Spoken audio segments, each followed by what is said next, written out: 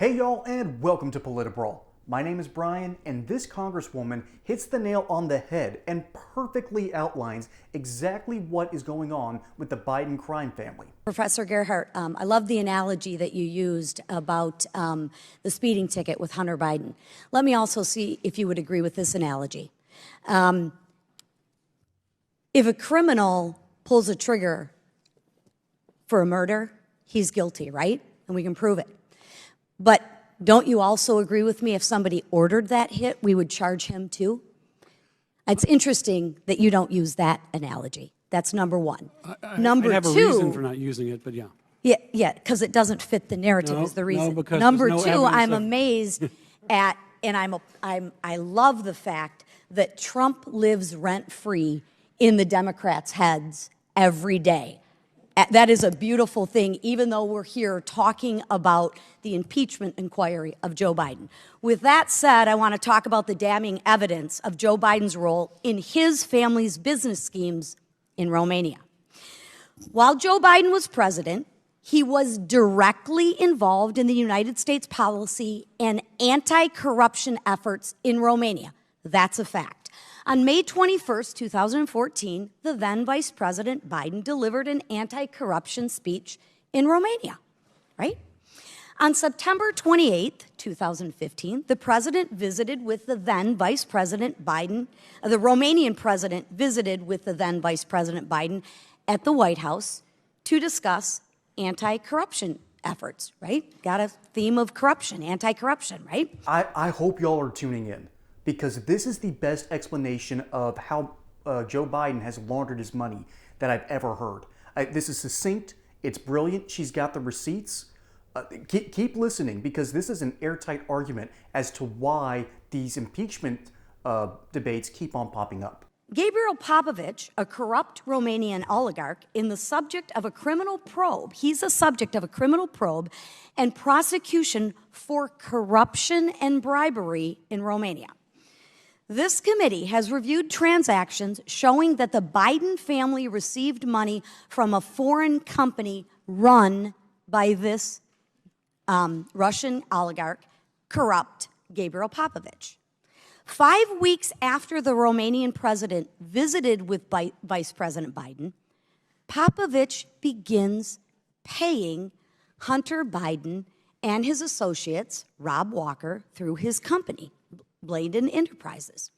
The money from Bladen Enterprises is deposited directly into Robinson Walker LLC. Now, this LLC is directly operated by Hunter's known business partner, Rob Walker. These are all facts, right, that we found through the investigation. Ladies and gentlemen, I think we got him. I think we got him. This is proof that Joe Biden has laundered money. He has directly taken bribes from other nations. And it's not just Ukraine. Ukraine through Burisma paid the Bidens a bunch of money. But apparently it's also Romania, and even China has laundered money through Joe Biden. Folks, I think it's time for an impeachment. In November 2015 and again in March 2016, Hunter Biden, who is not registered as a foreign agent under FARA, meets with the U.S. ambassador to Romania. Red flag. Then, coincidentally, over $1 million flows to the Bidens. I'm not much for coincidences, and I don't think the American people are either. Let's run through the numbers together. Between November 2015 and May 2017, Bladen Enterprises deposited over $3 million into Robinson Walker's LLC business account. But then the Biden family accounts received more than $1 million from Robinson Walker's accounts after these deposits were made. Ironically, 16 of those 17 payments occurred while Joe Biden was vice president. This is way deeper than I thought. And this is a little bit more disturbing than I thought. Originally, I thought that Joe Biden had just taken a few bribes. But turns out he has received money from Romania, Ukraine, and China. Now, Ukraine has been a money laundering corruption pit pretty much ever since 2014. And politicians have realized that they can go in there and get some kickbacks and make a whole lot of money themselves. And it is essentially a way to launder money back and forth, and I think people in both parties do this. This isn't just a Joe Biden thing. And I think it's disturbingly ironic that everyone's pointing the fingers at Donald Trump, or even his kids, for money laundering and for corruption. And I think the lady doth protest too much, because these people have been doing it themselves. Joe Biden has done it. I think Mitt Romney has done it. I know he has kids on the Ukrainian oil boards.